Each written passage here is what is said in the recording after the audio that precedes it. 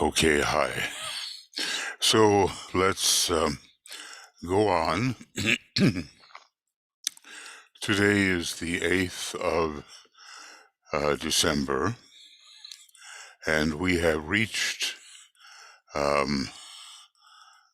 page 106.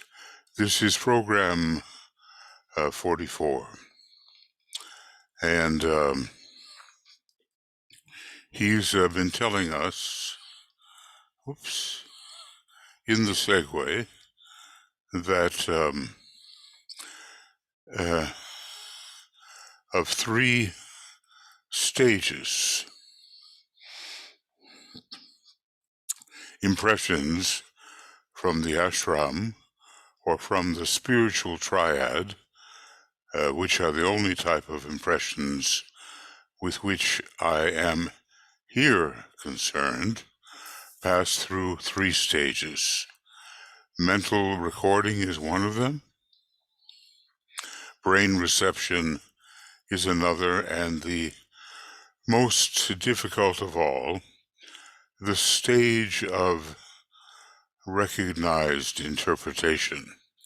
This is an exceedingly difficult phrase, DK says. Interpretation is dependent upon many factors, and then he lists them: educational background and the point reached in evolution, the mystical or occult approach of the disciple to the center of truth, his freedom from the lower psychism, his essential humility, which plays a major part in proper understanding, may I suggest the correct sense of proportion is involved in this sense of humility. And in fact, personality decentralization. And finally, he says, in fact, the character in its entirety is involved in this important matter of correct interpretation. So with program 44, we can go on because he's going to talk about symbols. And that's why I stopped last time. It seemed to be a new subject. And when I can present these programs in the afternoon here, they are generally not long ones, so hopefully I'll be able to keep this to about an hour, roughly. So, DK goes on.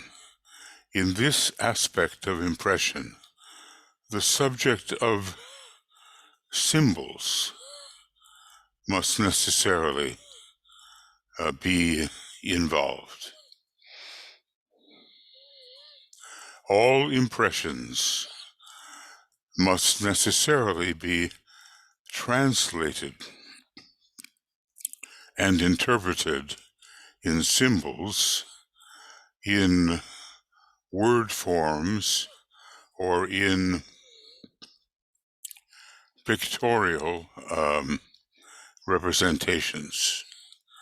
Now, we've been talking about the difficulty of interpretation, that it is recognized and recognizable. Interpretation is exceedingly difficult. Okay. So, here we have impression. When we take up the subject of impression, the subject of symbols is necessarily involved.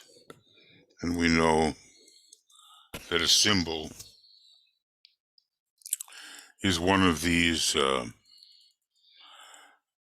what does he call it? Word forms,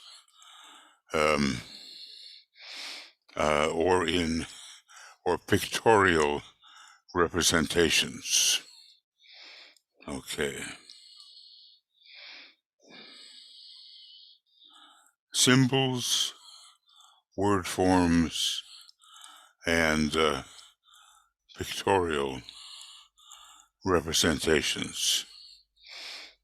And I'll just make this a little, yeah. Now, DK goes on.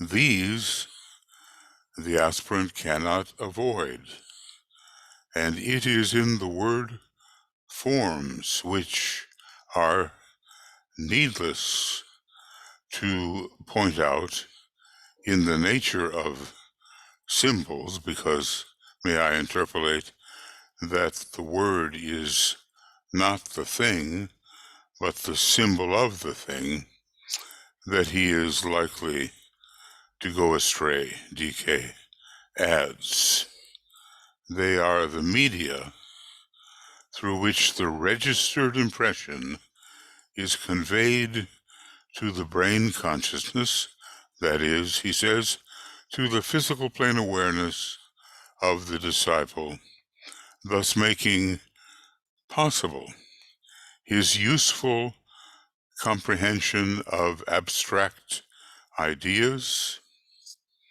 or to those aspects of the path which it is his duty to understand and to teach.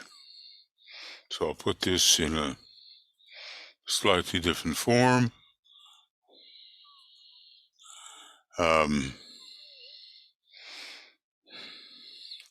And here we have the idea that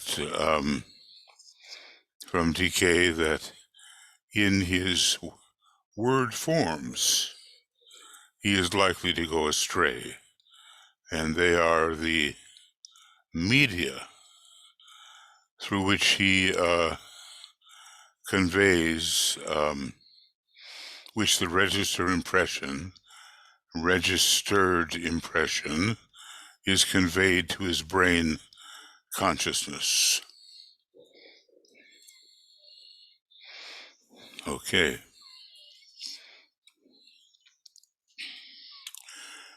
So, let me say that DK, with Alice Bailey, had to choose his words very carefully, because he could offend, he could drive away, he could have an unintended effect. So otherwise, if he chose carefully, he could convey this to the physical plane awareness of those aspects, awareness of the disciple, thus making possible his useful comprehension of the impression. And there, much experience is required, and the magnetic aura of the teaching disciple has to be very rich indeed. I'm talking about, in this case, the master or some high initiate who is able to convey to the awareness of the disciple some abstract idea, or as DK, may I add, is doing all the time, or some sense of the path which it is his duty to understand and to teach. So may I add that we are, so many of us, mentors and guides to students who are relatively beginners. And, excuse me, what we say to them, how we say it, will have a useful effect. And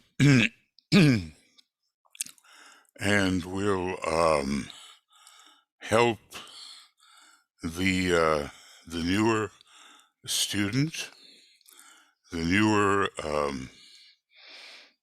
the person studying the books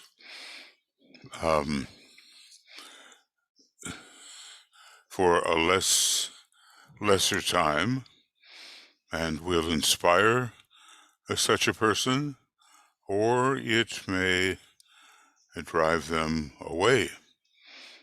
So now DK, I'm remembering, had to word his letters so cautiously,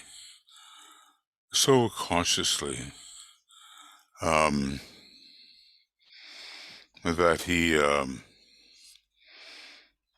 it did not offend. Of course, inevitably, he did offend, but he cradled his statements in a way which had maximum impact without destructive effects. And, certain of the, this is all through his letters to the students, all through them. And it's remarkable, I think, how well he did this.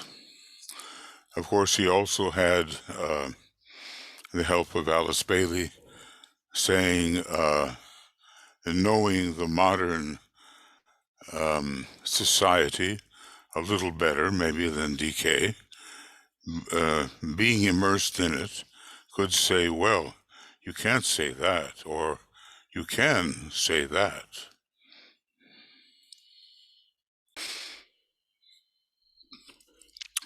So let us go on.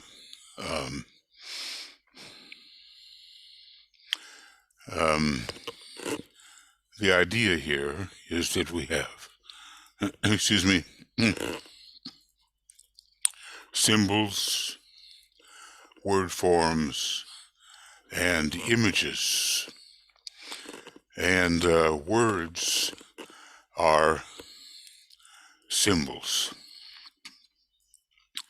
Now DK goes on to say, there is no need for me to elaborate this theme. The true disciple is ever aware of the possibility of error, of the intervention of psychic intrusions. So let's just mark those. And distortions. Okay.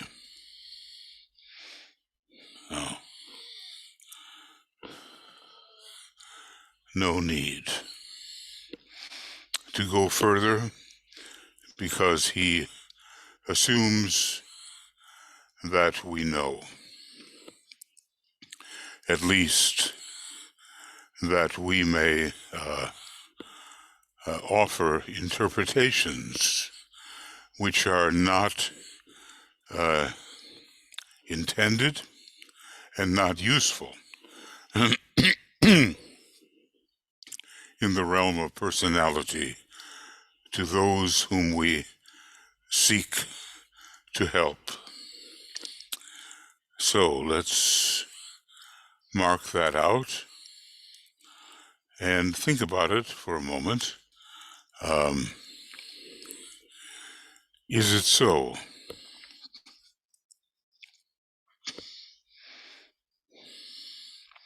Do you know what you have to say or write or present to the people you are attempting to uplift? Are you sensitive enough in your magnetic aura to know what kind of symbols can be conveyed to such a person or such people that will really help them? Now, I think, if I may suggest, that Alice Bailey may have been sometimes appalled by what the Tibetan was actually saying to her, and tried to correct him in terms of modern language.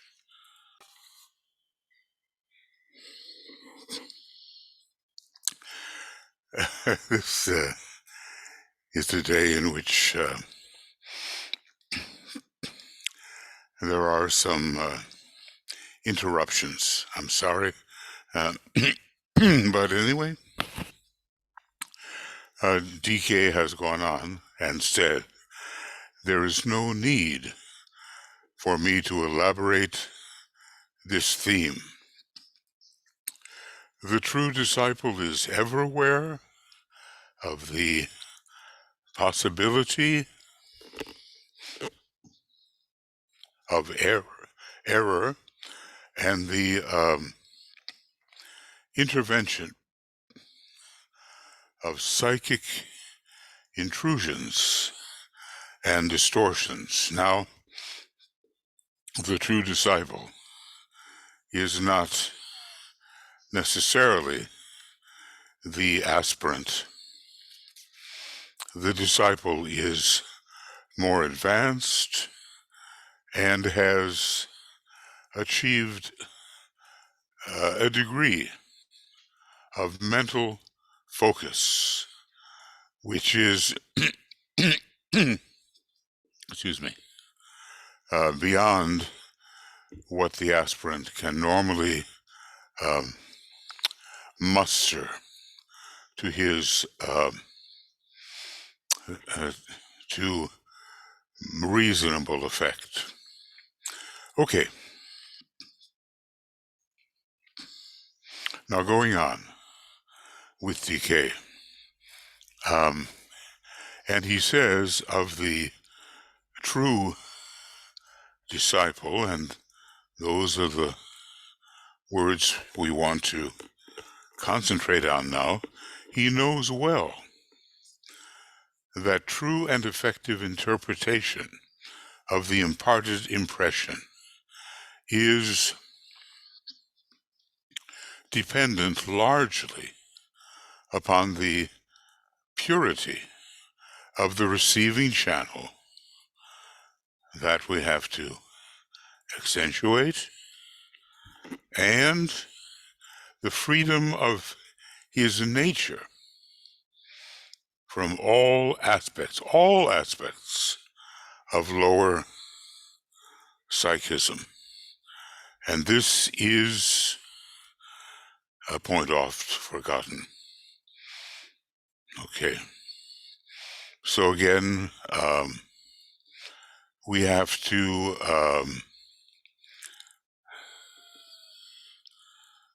measure this against what we can actually do.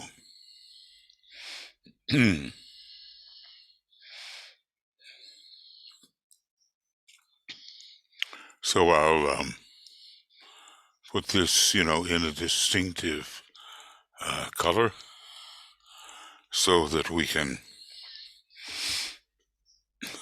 highlight or see clearly the important words, which are symbols, of course, that DK is imparting to us. Because we are after this third point. And it is a difficult point, he says. A great difficulty. How does he put it here? And I think he says, the stage of recognized interpretation, and that this is an exceedingly difficult phase. Okay, well, we're still in that. So to have accurate, useful interpretation with the possibility of interacting with the imparting source and of carrying through the impression all the way to the physical plane where it can be helpful to others, requires purity of the receiving channel and freedom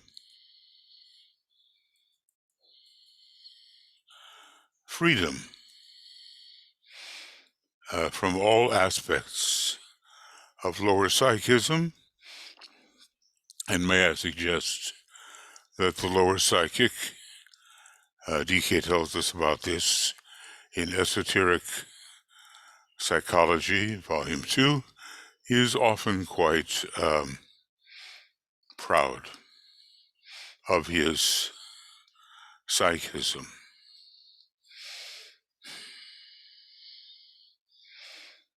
He lacks an adjusted sense of right proportion. Now we get into the question of thoughts. And he tells us, DK tells us, a thick veil of concrete thought forms can also distort the true interpretation, as can astral intervention.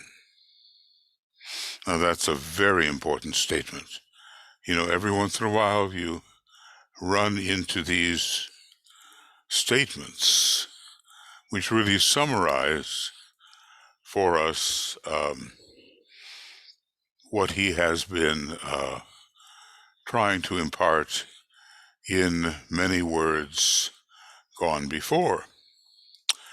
So I'll put that, of course, in the yellow color, because after all, it's the color of mentality, or one of the major colors of mentality, along with orange and to a certain extent green. So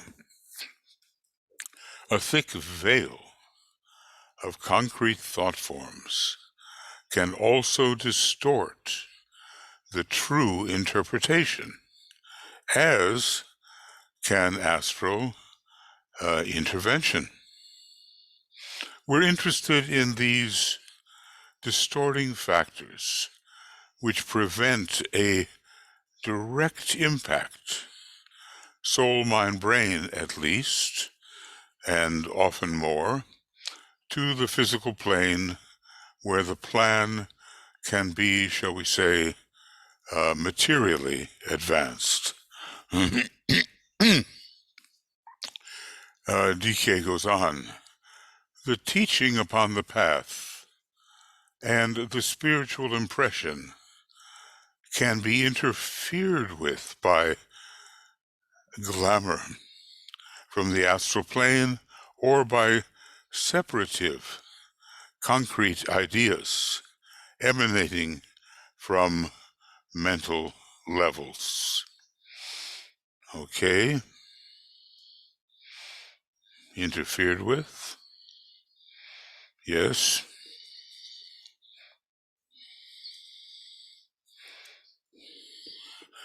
By what? Glamour from the astral plane, or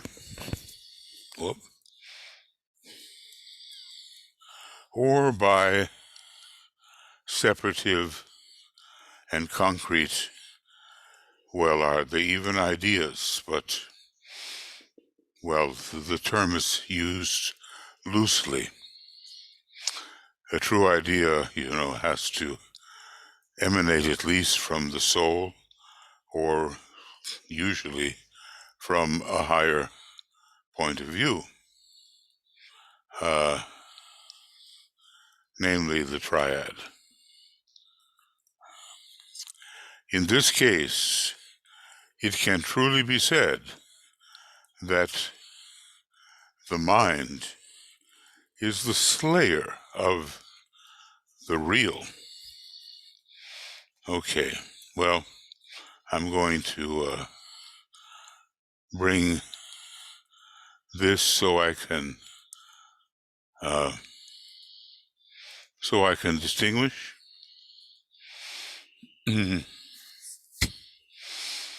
Now, think about it. Have you found, usually later, of course, after the event itself, that true spiritual impression in your life has been interfered with by something which you later recognized as glamour, or by separative and concrete ideas from mental levels? I think the word there is, to accentuate, is the word separative. Because, the great heresy of separateness is the one great heresy. And usually what we call heresies are mistaken thoughts. So in this case, it can be said that the mind is the slayer of the real. Now, some people, of course, may I suggest, take that too far and then don't want to use the mind. I would just say the improperly used mind is the slayer of the real, and there is, says DK, a deep occult significance to the words an open mind. Because after all, the way the mind is usually used for many, like a fortress against the truth, is a closed mind. I've made up my mind about it. I'm not open to this discussion. And dogmatism takes over. DK goes on and says, it is an essential to correct interpretation, as is freedom from glamour. No, not and, but as. It is as essential to correct interpretation as is freedom from glamour and the psychic expressions upon the astral plane. Now here's where I could use the orange.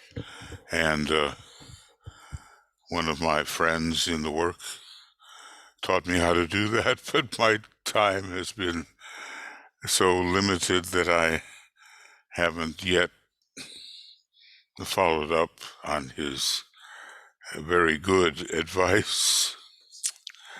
Okay. The mind is the slayer of the real.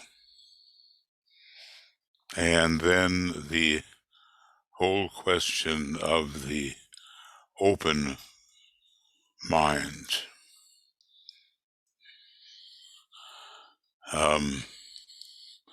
Which doesn't mean that a non-discriminating mind doesn't necessarily mean that at all. An open mind attracts to itself certain worthy thoughts which become part of the magnetic aura of the teacher, the helper, the receiver, etc. And here is the whole idea of the deep occult significance of the open mind. And I don't know, for some reason, I would like to put this into, well, I would like to put this into the whole idea of the great ray, which is the ray of openness in a way. It's much less likely, I'm speaking of the second ray, it's much less likely to close down dogmatically as would be the sixth ray and sometimes the first ray and oftentimes the third ray. An open mind. With an open mind, may I suggest we would listen attentively and be as sensitive as possible regarding what may be arriving in terms of thoughts or even ideas from higher realms. That would be, it seems a simple phrase, doesn't it? Oh, well, I have an open mind. But at least it's not closed off by resistant dogma. That, of course, would be very important, not to close it off through the resistances of dogma. People can be quite fine people, but in a certain area of their life, they've just got their mind made up, and there's no way to speak to them about other and wider possibilities. And therefore, their magnetic aura is not a source from which they can draw to be truly helpful in the world, because they're all shut down, if I can use some fairly conventional terms. Okay. This open mind, what does DK say of it? Like, all I have to do is get down there. He says, it is as essential to correct interpretation as is freedom from glamour and psychic impressions. to be found upon the astral plane. So,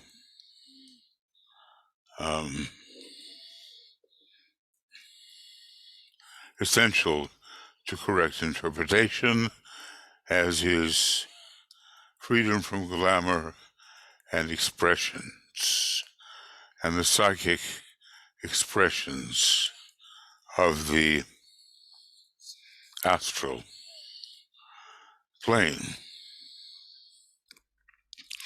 And I think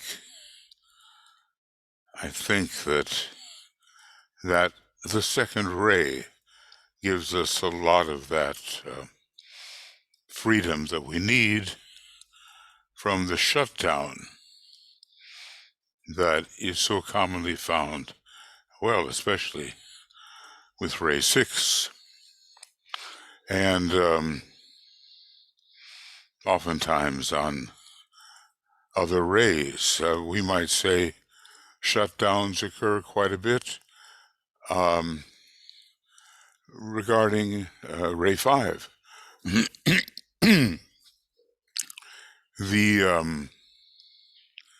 The individual who believes that his prejudices, which are supposedly scientific and supposedly have been investigated, are the last word regarding what is intellectually acceptable in practice, or not. Oftentimes, this work is filled with women. And while this is not invariably the case, they oftentimes have skeptical husbands. Now, sometimes a man who's deeply in the work has a skeptical wife, so we cannot generalize beyond that. But the skeptical person will say, I'm sorry, according to the best of everything I know, this just doesn't make sense. They will say that of our type of teaching. And, sorry, they will say this is fanciful. This is imaginative. This is not reality. I doubt this, because doubt goes along particularly with the fifth ray. Okay,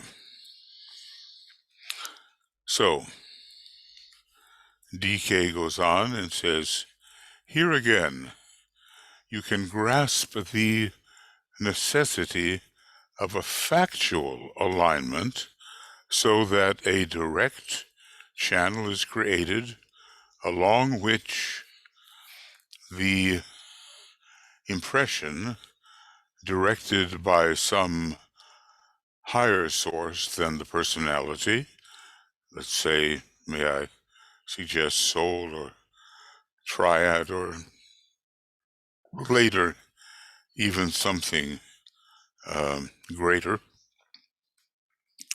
can descend into the brain. Now, this is not a theoretical alignment. This is factual. A direct channel is created for direct descent into the brain. The brain really, if we have one, and are in the physical body, is a most necessary target in order to advance the divine plan on the physical plane.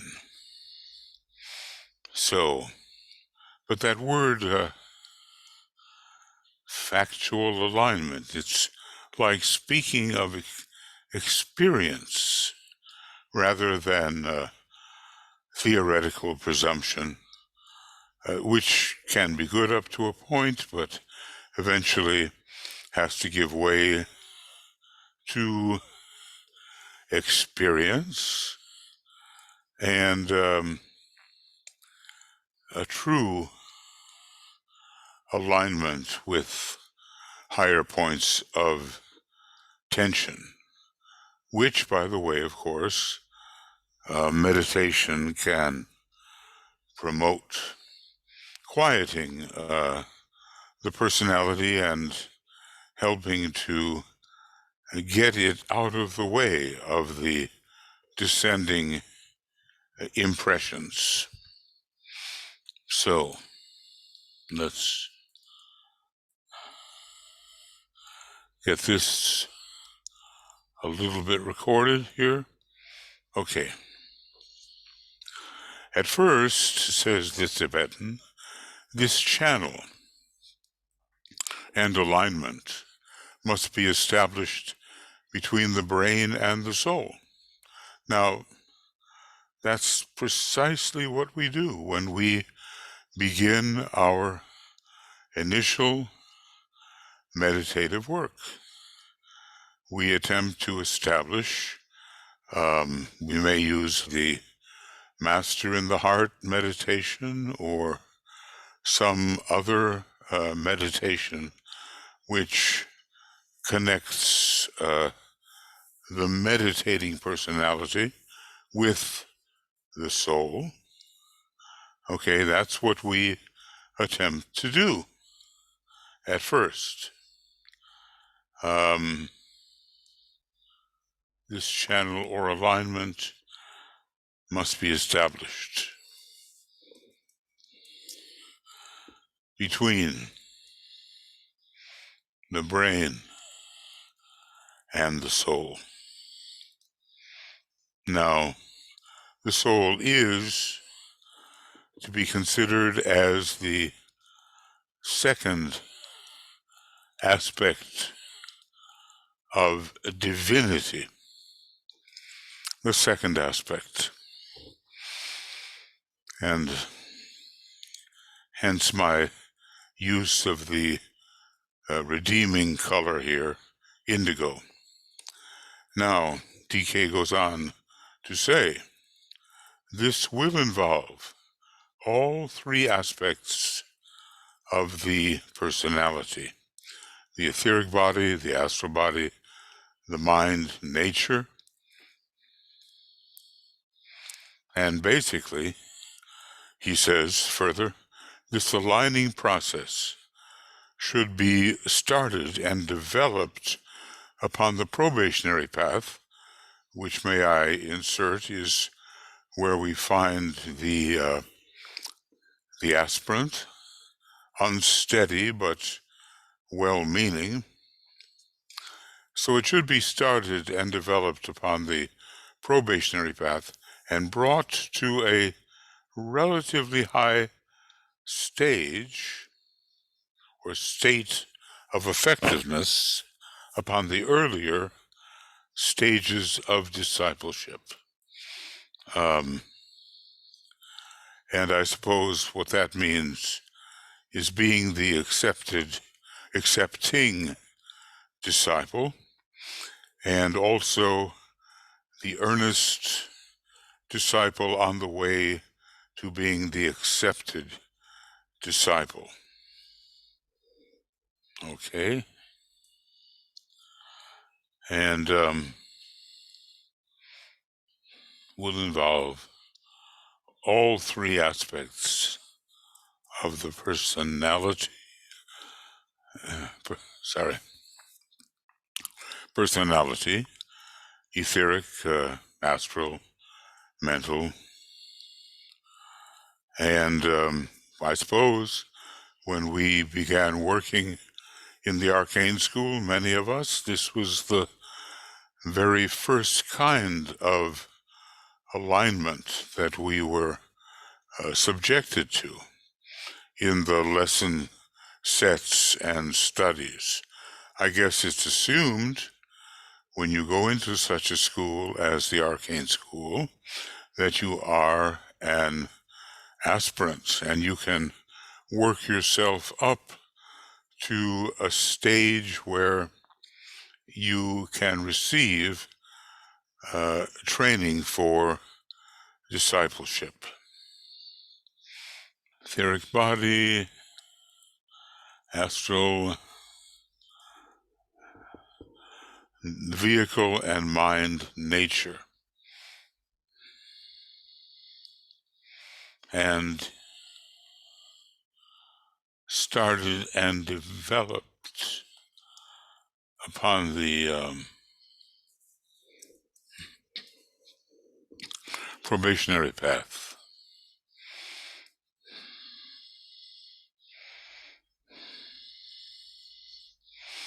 So that, that's the very beginning of building the threefold antahkarana, and it is a necessary foundational step to have this at least soul-brain alignment.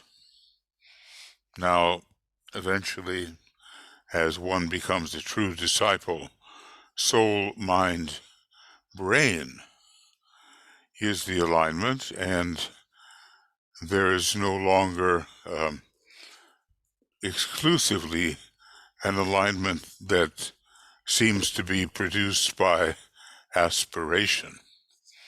Okay. Now, some of this, of course, is repetition from various points of view.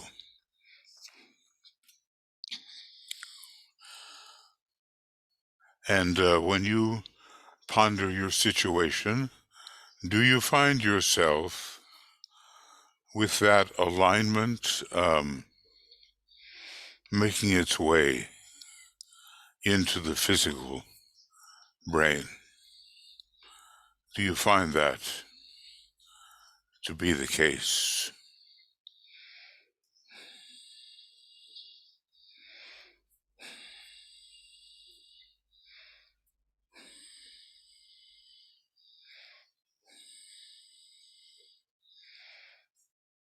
I think all of us will get a different report when we ask that question. And keep in mind that we can always improve. Now, later, as the disciple consciously creates the antahkarana, maybe the foundational stages are not created with entire focused consciousness, but later, he says, as the disciple consciously creates the antahkarana and becomes a functioning part of the ashram, and maybe at first that simply means a focus upon the higher mental plane in various kind of groups, but later it means, and especially since 1925, focus within the spiritual triad. So later, DK goes on, he learns whilst practicing alignment to bypass, if I may use such a word, two aspects of himself which have hitherto been of major importance: the astral vehicle and the soul body or causal vehicle. causal body.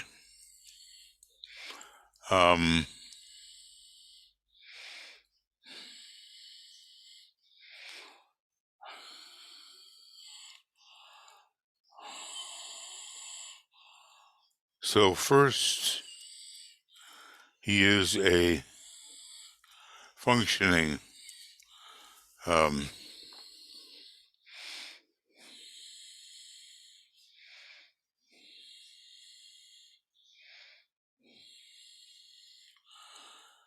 first he is working on the foundation. And when we work to align soul and personality, and especially finally the physical brain, we are practicing the foundation of antahkarana building.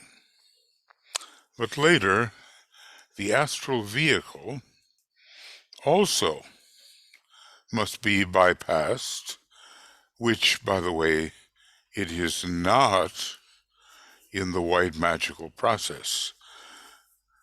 There, certain mantras, certain words assist us to bring regulation to the astral vehicle. So maybe it need not be bypassed. But the modern method of antahkarana building is, in fact, that which DK has given us. Okay.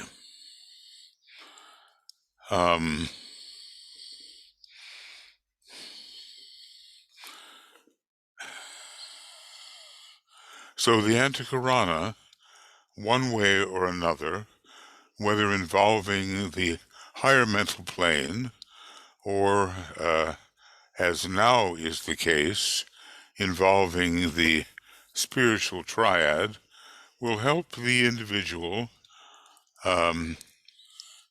become a functioning part of the ashram. And here is the bypassing, which is really important. But how does that feel? That is the question. How does that experience really feel?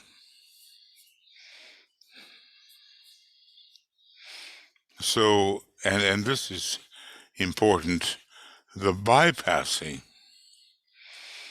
occurs whilst the disciple is practicing alignment. That's an important one. And of course, we have some 100 pages of instruction about building the antahkarana in the rays and the initiations.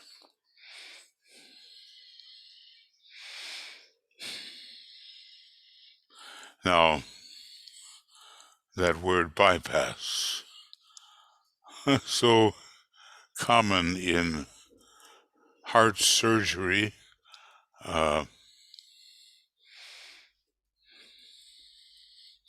descriptions, tells us that we are on the line of will, we might say. We are willfully working into the triad, which is a reflection of the monad and of the liberated monad. And so, the astral body is no longer of major importance, and the soul body is moving towards a condition around the time of the fourth initiation when it too is no longer of such importance.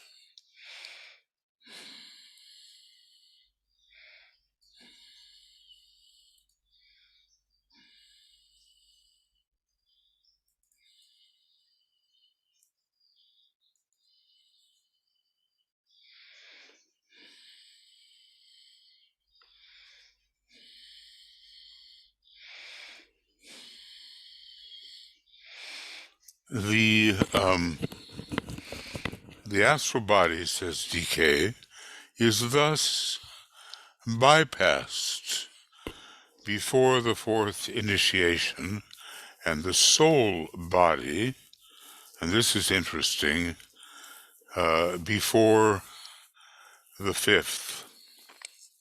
Now, that soul body seems to be destroyed or incinerated or in some manner negated at the fourth initiation, but there is still a residue that happens from the spiritual supernova, which takes the soul body out of the picture and transfers its content into the spiritual triad.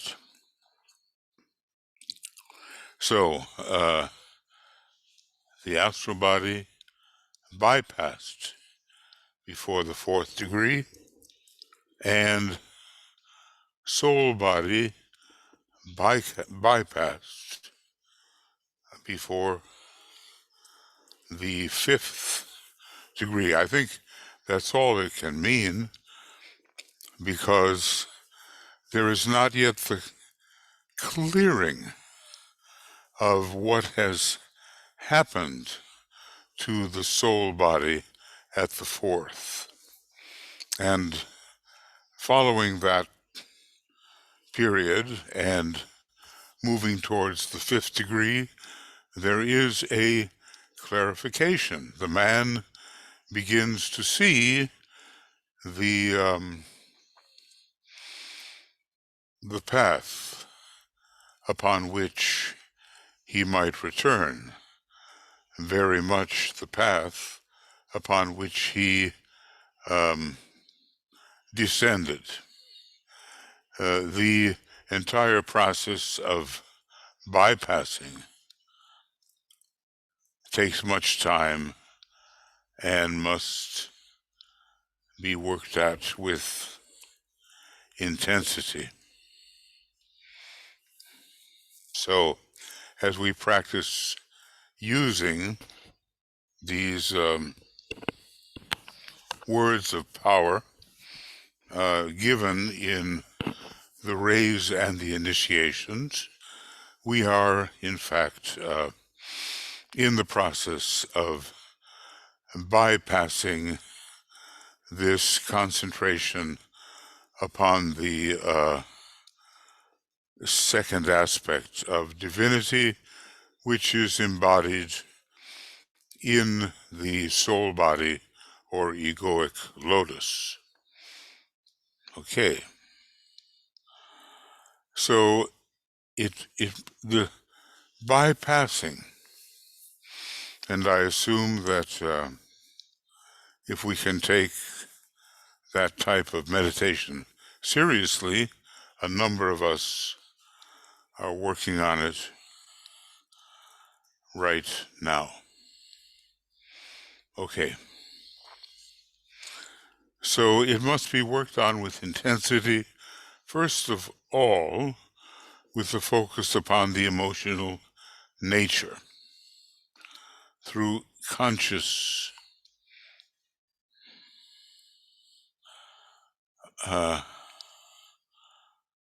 discrimination.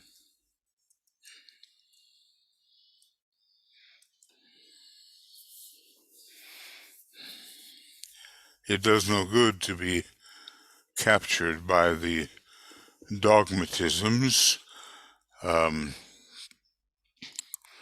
the glamours, of the astral vehicle.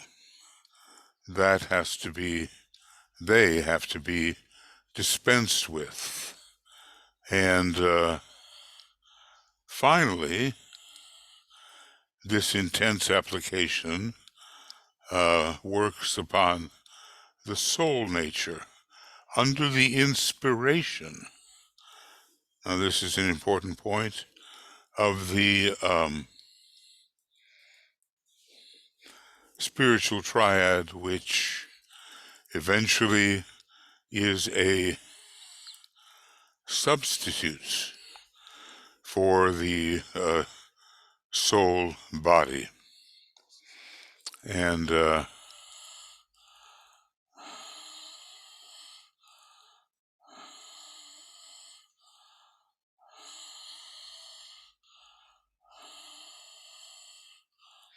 I think we've got to give bypassing its fair share of difficulty.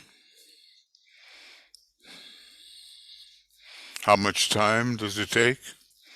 Will we succeed in this life in building the antahkarana? Well, certainly not all of it. Even a master has not built all of the antahkarana to the higher two subplanes of the Buddhic and Atmic plane.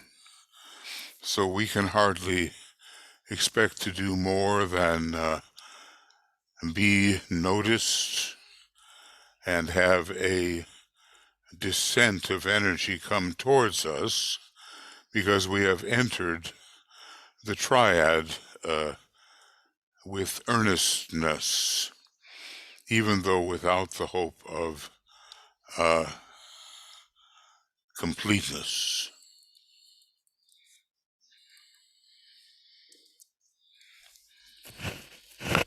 So let me put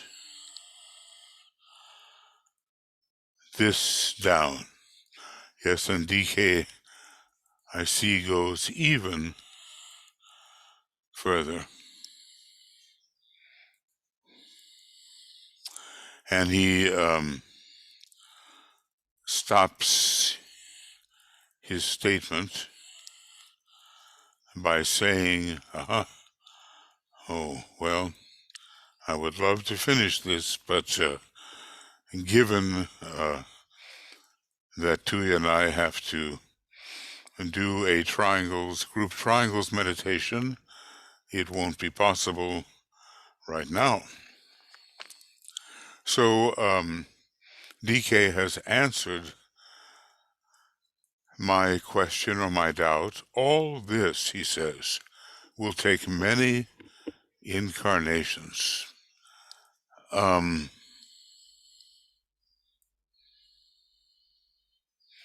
This bypassing process for the registration and the interpretation of the higher impressions is a basic occult science, one of the supportive sciences of the supreme science of contact, and takes much learning and application to perfect.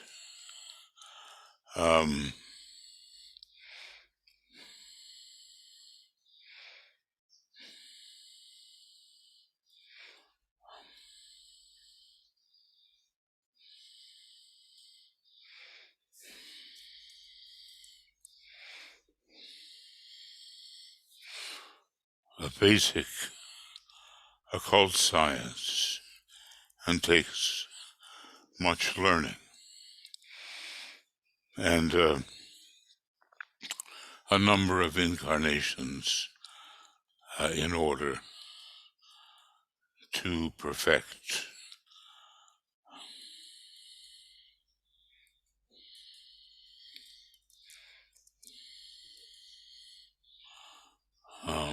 Okay, and I'm hoping that this is working. Looks like it. So we'll emphasize the idea of many incarnations.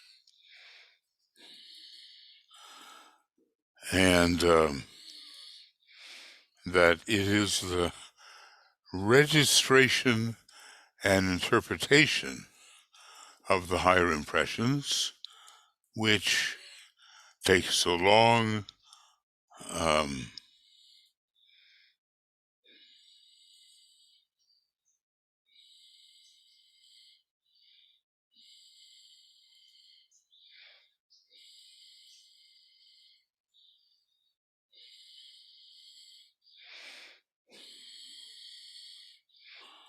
okay, having a little difficulty here, just trying to locate this. Okay, now we've really reached page 108, and there's not that much more to go, but I don't dare leave the program on because of what might happen to it as a result of that. I'll just say a tiny bit more, that as the two processes, this bypassing, are slowly developed, the third stage automatically becomes increasingly effective. And at first, without further investigation, this looks like monad, let us say, maybe hierarchical rapport, something higher than the soul or the astral body. Something higher begins to come in as the impressing agent. So, this is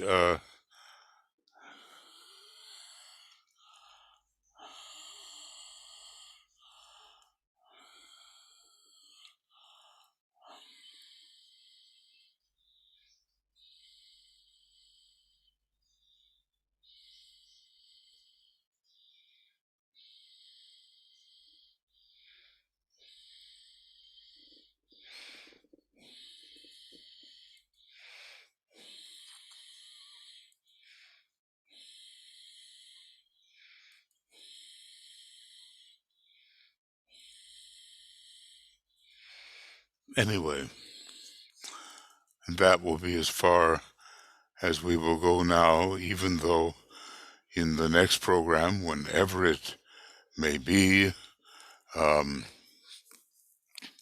we will have to have a very short beginning before we go on to Roman numeral number 14, and we'll talk about the higher aspects of relationship. You've got to admit, or at least I admit, that the material here being presented is abstruse. No question in my mind about that. So,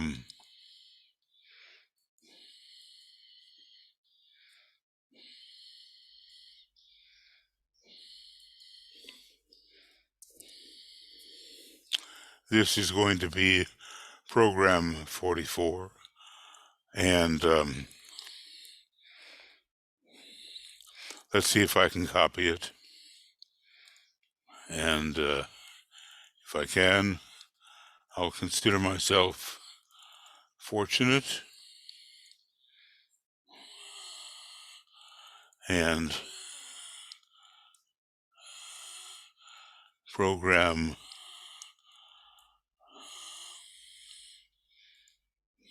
44. Okay, and in smaller form, it's a text, and let's see what else might be possible. This would have been program 44,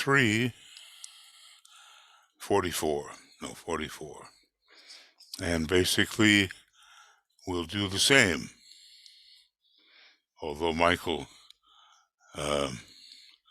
my steady guide in these matters, has suggested maybe other approaches, which, from the point of view of a computer expert, look more sound than what I have tried to do. So I'm going to send this off as text to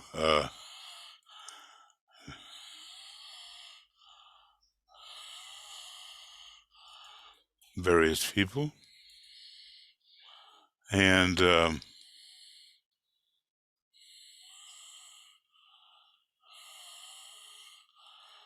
okay.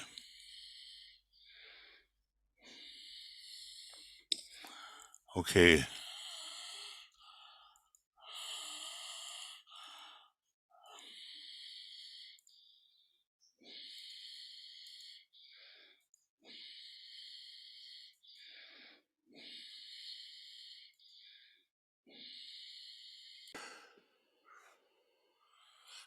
Well, friends, so that's going to be it for what I can do right now. It may not even last an hour, I don't know. We'll see. You have the text, and I will just wish you the best assimilation of this abstruse material, and BL and Harold and Michael will make sure that everybody who is signed up to get this program 44 in various ways actually does so. So I'll stop the recording and wish you lots of love, many blessings, and good study, good meditation. We'll wish you all those things. And now the recording will will stop. Okay.